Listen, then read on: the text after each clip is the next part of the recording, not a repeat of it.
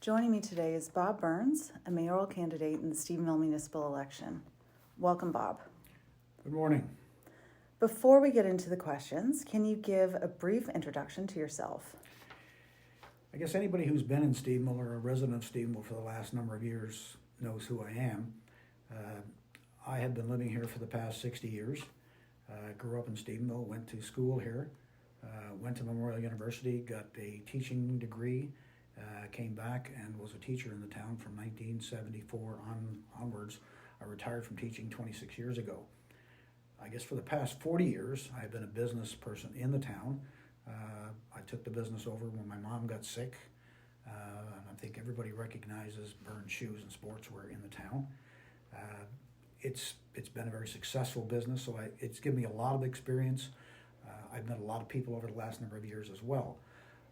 I served on the Stephenville Town Council for 3 terms. I've been the president of the Downtown Business Association for the past 30 years.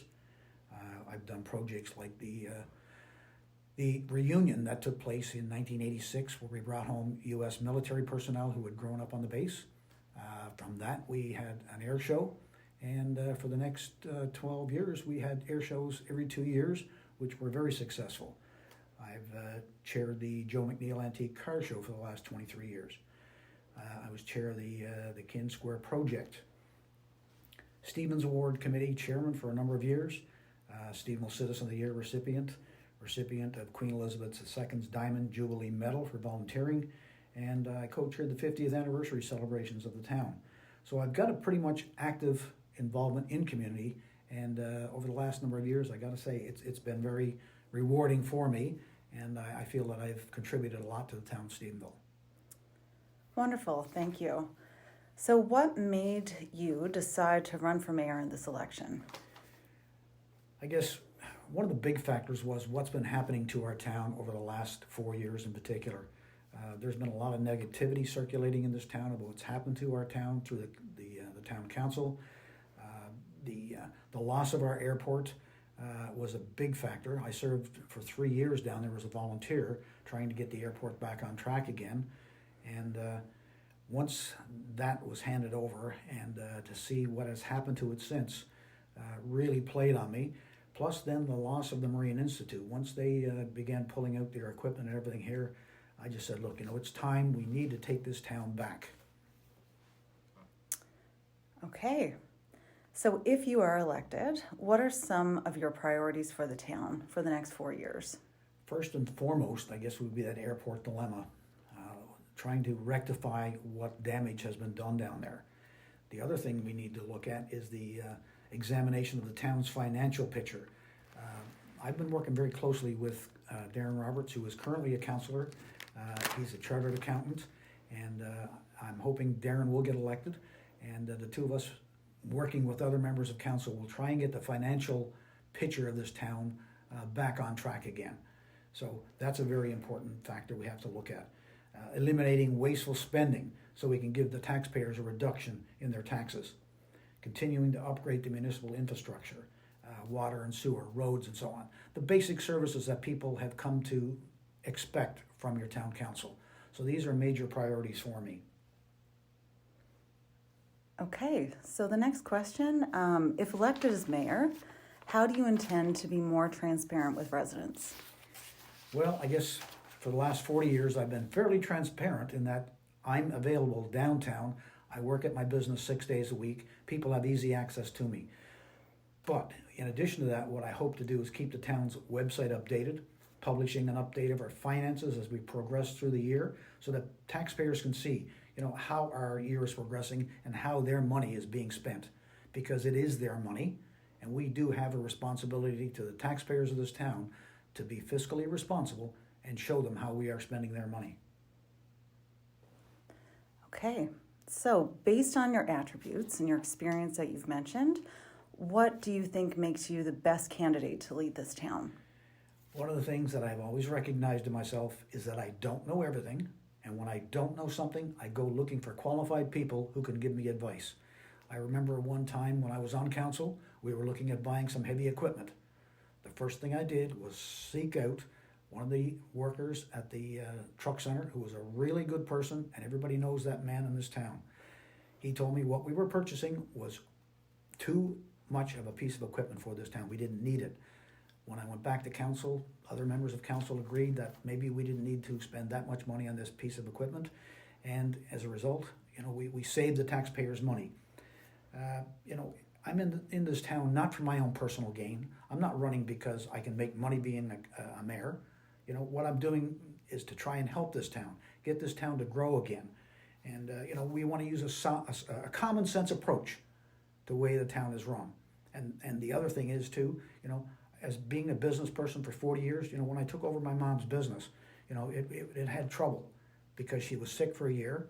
And, I know what it's like. You don't spend more than you'd make. And as a result, over the past 40 years, Byrnes Shoes has been a very successful business. And we spend a lot of money in this town. We put a lot back into it. And anytime somebody comes looking for something at our store, we're right there to help them. And, as a result of that, I expect that with a good council surrounding me, we can work together and get this town back on track again. Okay, so that leads me into the next question. What are your plans for community and economic development, and can you speak to municipal infrastructure?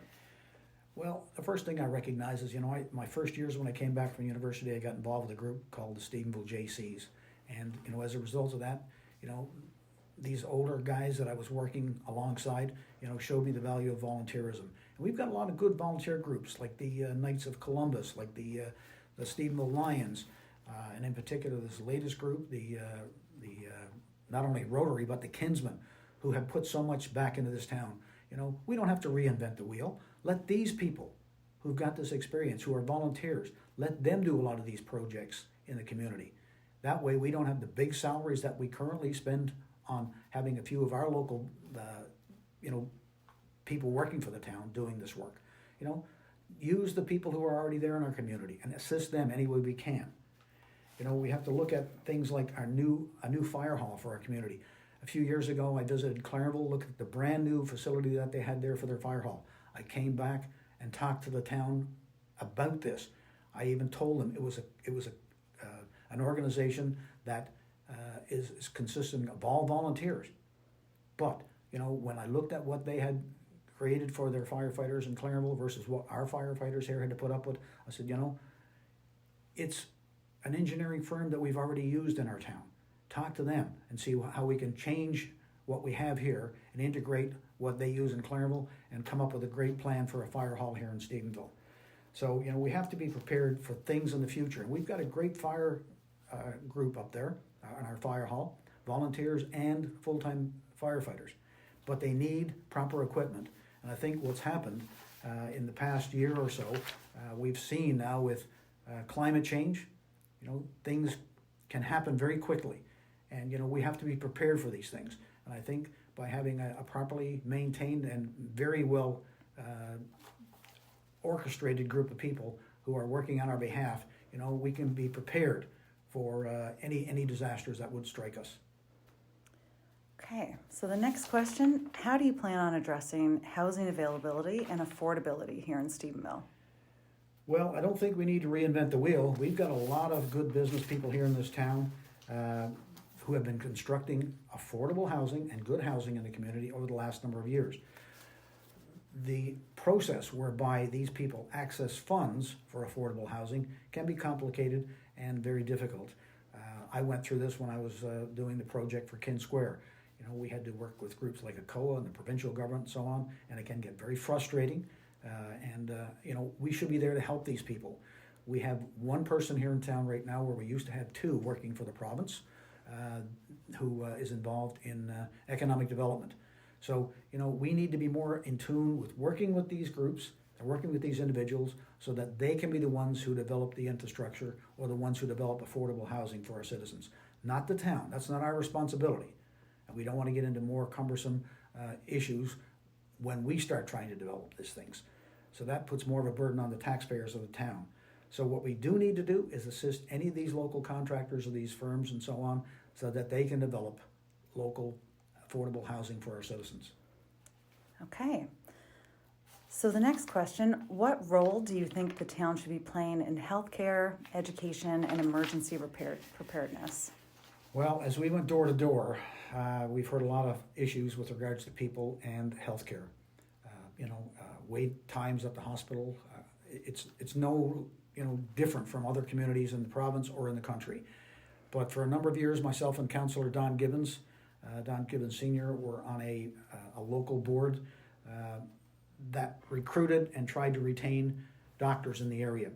So, we met with new doctors, we talked to them as they came here, we met with doctors who were leaving and asking why they were leaving the area. So we developed a pretty good rapport with these people. And one of the things is somebody comes into your community, you got to be there for them. It's not just a matter of them coming in with their families and leaving them high and dry. So, we opened up ourselves to them, we brought them in, we introduced them to the area, and something like that needs to be resurrected and brought on track again. So, and it's not only doctors, it's nurses as well that we have to be more involved in. So I think working with healthcare, working with our hospital, we need to have some people who are actively involved in assisting these new people who come to our town. Okay, can you speak to education and emergency preparedness? Well, with regard to education, I do have 29 years experience in teaching in the area. I taught high school.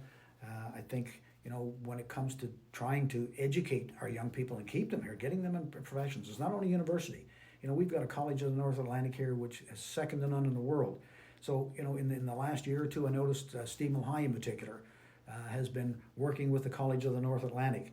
They allow students to attend sessions, in areas such as heavy equipment, cooking, carpentry, and paramedicine. The students get to go up to the college and take part in these courses and see how they operate. Some of the students have even got to operate heavy equipment, and it spurs their interest in trades. It's not just university education that we need to be concerned with. Trades are very important these days, and as you probably are aware, in some of these trades, they make more than professional university graduates. So, that's very important, and it's a great thing that's been done here in the town, and I think it's something that we could assist other schools in the area to participate in as well.